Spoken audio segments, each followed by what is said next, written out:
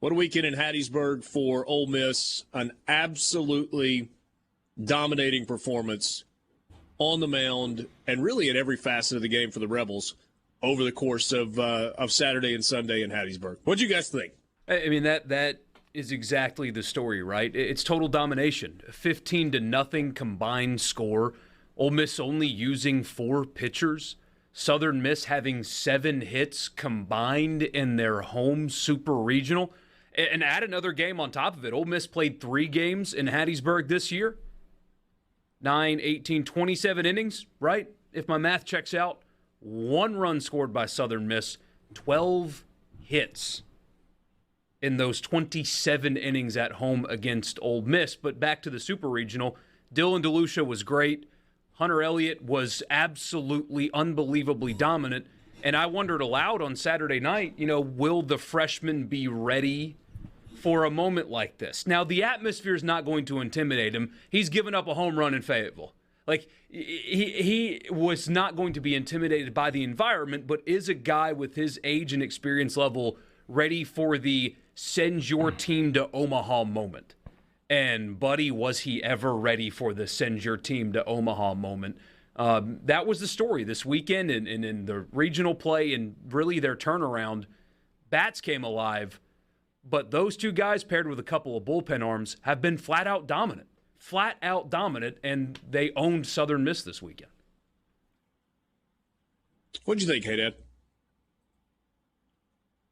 I'm not sure what I was more surprised by, how dominant Ole Miss was or how bad Southern Miss was. And obviously, those 2 things affect each other. Ole Miss's dominance played into Southern Miss and their poor play. But, I mean, it was like men against boys out there. And this is the Ole Miss team that was preseason top 5. This is the Ole Miss team that was ranked number 1 in the nation. We knew all along they had the talent. But for whatever reason in the middle of the season, it just got away from them. But now they're playing – you talked about it last week, what I say, they're playing their best baseball right now. Mm-hmm. They got a tough road in Omaha, no doubt. That side of the bracket, you got some killers over there. But Ole Miss is as talented as any of them. And if they're going to get pitching like that from their 1-2, I mean, that's a huge difference maker for them. And to put into perspective what the season was and what it has turned into, and again, this is pending the outcome of 2 games that are happening today. Notre Dame has 40 wins on the year. Texas has 47. Texas A&M 42. Oklahoma 42. Arkansas 43. If Auburn wins tonight, they'll have 41. If Oregon State wins, they'll have 48. If Stanford wins, they'll have 46. If UConn wins, they'll have 50. Ole Miss has 37 wins. They've won 36. It will take 3 wins in Omaha for Ole Miss to get to 40 for the year. And yet, they got in. I mean, think about this. Ole Miss went into the postseason with 32 wins.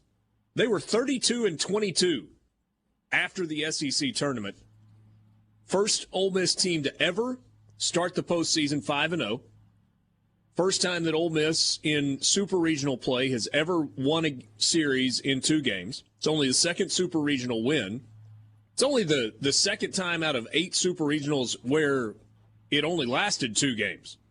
They were on the receiving end of a 2-game loss in Tempe, Arizona in 2007. All of the other ones have been 3-game series. And usually, last year was an exception, winning the first game and losing the next 2. You heard that stat thrown around a bunch this weekend. Teams that win the first game of a Super Regional 80% of the time go to the College World Series. Well, I know where some of the 20% comes from, because it's happened several times with Ole Miss through the years along the way. But everything that's happened in the past is just that. It's in the past, and this team got it done down the stretch. Borky, you said it a second ago. Ole Miss used 4 pitchers in 2 games with a trip to the College World Series on the line. They used Dylan DeLucia, and then I thought made a really good decision on Saturday to hand it off to Jack Doherty. There was plenty of cushion there. And Jack Doherty's a plenty good pitcher, period. But you had a guy that you could go out, and he could just throw fastballs and fill up the zone because you had all of that cushion.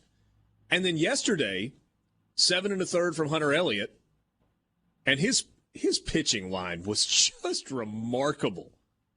7 1/3, 3 hits, no runs, no walks, 10 strikeouts, and he threw less than 100 pitches. Through 5 innings, he was sitting on 54 pitches. He was averaging less than 11 pitches an inning for the first 5 innings. And this is a guy who a couple of times this year has gone out and thrown 30 or 40 pitches in the first inning. Like in his last outing against Miami.